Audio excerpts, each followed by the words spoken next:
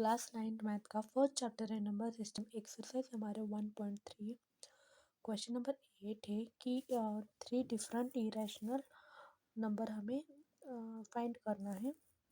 तो यहाँ पे हमें 5/7 एंड 9/11 सबसे पहले हमें डिवाइड करना होगा कि यहाँ पे 7 यहाँ पे 5 तो 0 पॉइंट लगाना है। देन 0 7 7 49 यहाँ पे 10 होगा। देन 1 होगा। 7 1 7 यहाँ पे 3 यहाँ पे 4 होगा।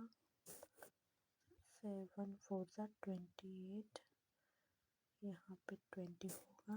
देन यहाँ पे 2 होगा। 14 7 2 14 देन 60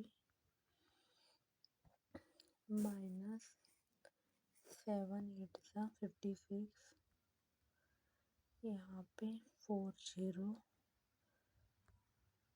देन 4 7 5 35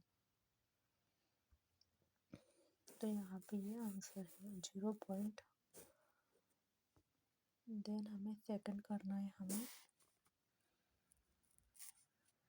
11 एंड 90 तो 0.78 88 यहाँ पे 20 होगा। देन वहाँ पे 1 होगा। 17 11 1 11 देन यहाँ पे 9 होगा।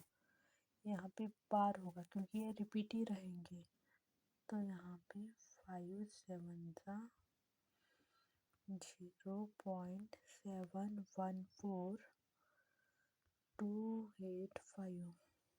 बार एंड 9/11 0.81 का बार।